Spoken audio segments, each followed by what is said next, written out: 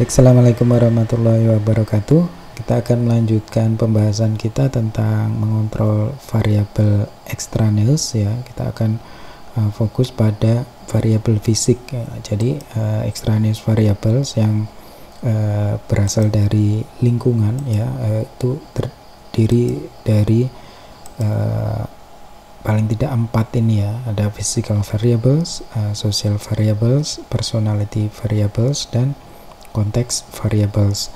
Nah, ini sumbernya adalah dari Myers and Hansen ya. Jadi Myers and Hansen itu lebih fokus ke variabel yang sifatnya dari lingkungan ya. Dalam lingkungan dalam artian bukan individual differences dari partisipan gitu. Nah, kita akan fokus ke variabel fisik dulu ya untuk sesi ini. Nah, jadi variabel fisik atau physical variables adalah lingkungan fisik yang perlu dikontrol dalam eksperimen gitu ya. Jadi misalnya noise ya, suara ya, waktu pelaksanaan ya, kapan eksperimen dilaksanakan ya, kemudian kondisi ruangan ya, kondisi tempat duduk ya, empuk atau tidak, misalnya nyaman atau tidak gitu ya, dan sebagainya gitu ya, terkait lingkungan fisik. Nah, untuk mengendalikan variabel fisik ya, ada extraneous variabel dari variabel fisik, kita bisa menggunakan 3 teknik yang umum ya dilakukan, yaitu eliminasi. Jadi sebisa mungkin kita harus selalu menghilangkan ya variabel extraneous. Kemudian yang kedua adalah constancy of condition, yang membuat semua kondisi itu serupa ya dengan dalam semua kelompok ya, atau semua grup.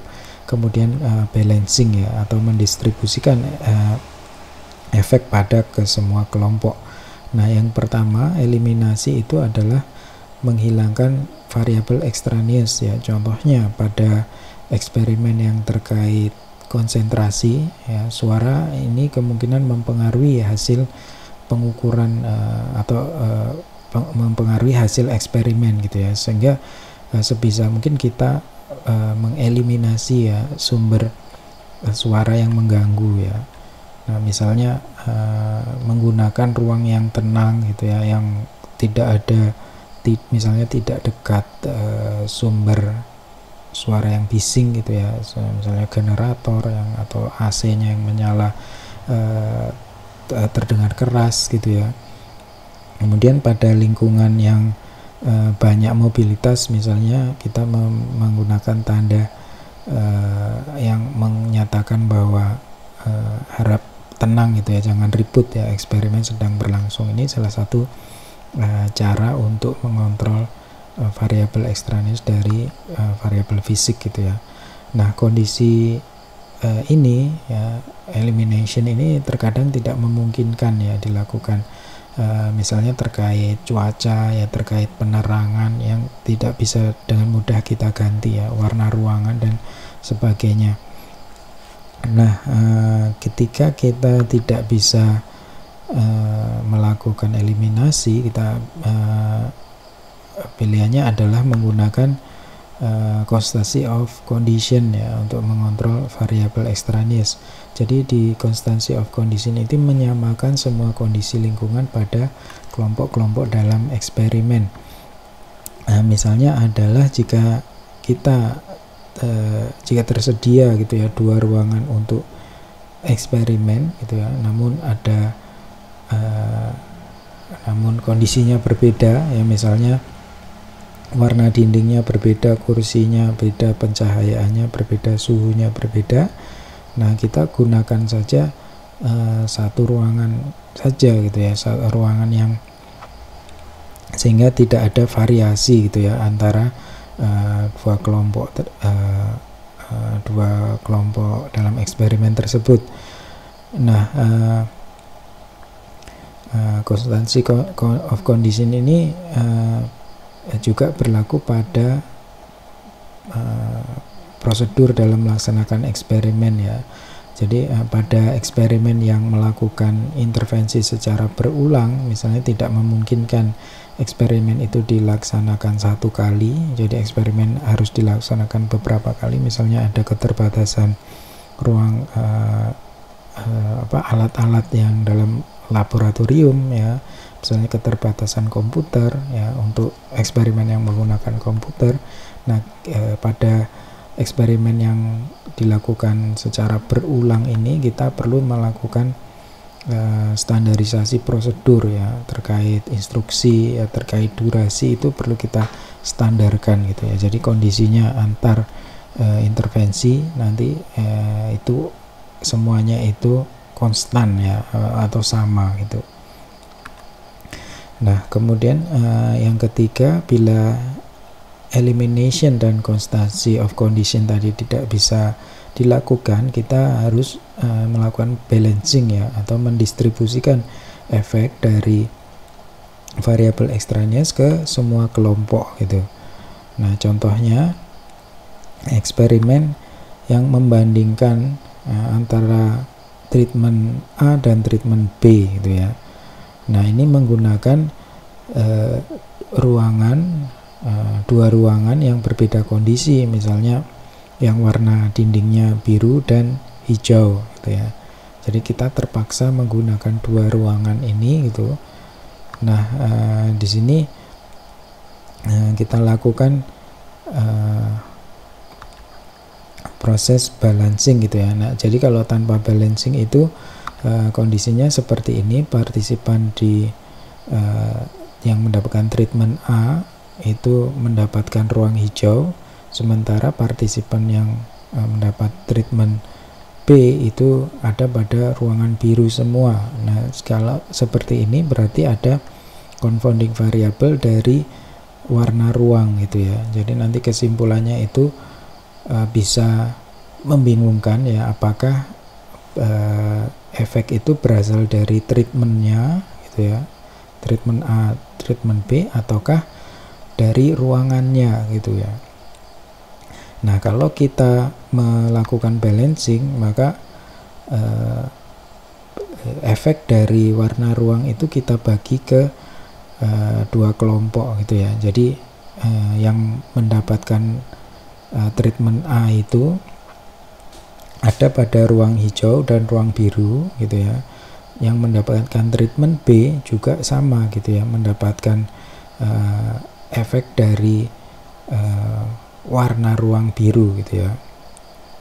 Jadi ruang biru dan ruang hijau gitu.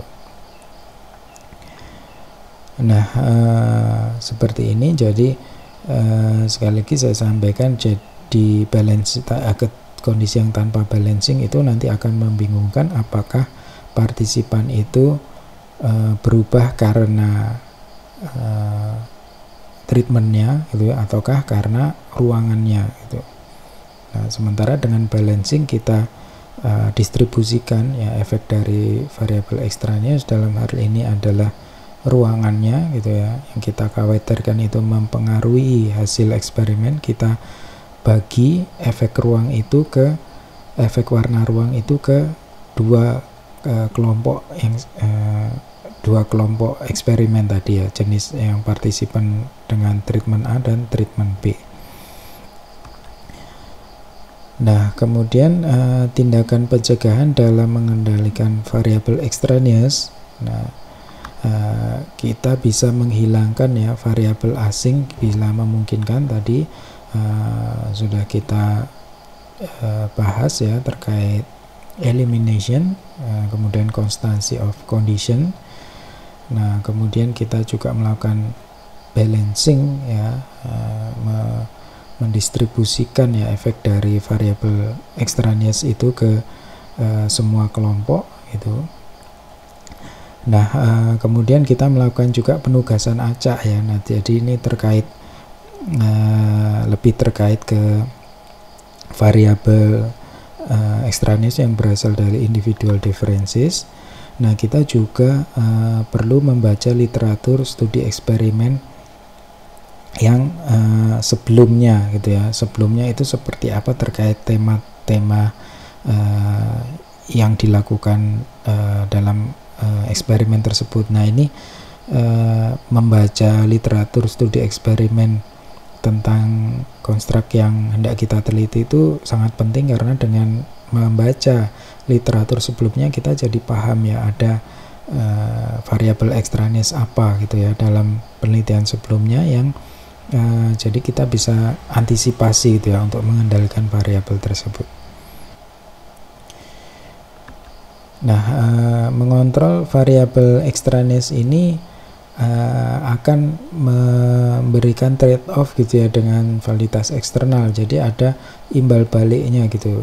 Ketika kita mengontrol variabel ekstraneous semakin terkontrol itu, maka semakin baik validitas internalnya itu, namun validitas eksternalnya atau generalisasinya itu nanti akan berkurang gitu ya. Kenapa ya? Karena eksperimennya dilaksanakan pada kondisi yang sangat terkontrol ya, sangat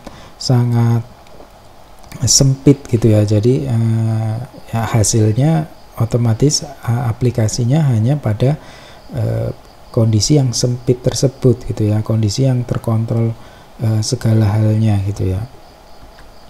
Nah, balancing itu nanti validitas eksternalnya akan lebih luas gitu ya dibanding dengan eliminasi, karena tadi prinsipnya eliminasi kan kita menggunakan satu saja gitu ya, menghilangkan gitu ya. Sementara kalau balancing tadi kan kita bisa tahu efek di ruangan yang biru dan hijau tadi ya. Sementara kalau pendekatannya eliminasi ya gunakan salah satu saja gitu ya, yang berarti otomatis jika kita menggunakan warna biru kita nggak tahu ya efeknya di warna yang hijau gitu intervensi tersebut. Nah, namun demikian validitas internal ya harus lebih diutamakan gitu ya dibanding validitas eksternal. Nah, itu saja sumber kita adalah pada video ini adalah Myers and Hansen ya, experimental psychology. Silakan ikuti juga ya, dibaca langsung ya dari sumbernya. Itu saja, terima kasih, saya tutup ya. Assalamualaikum warahmatullahi wabarakatuh.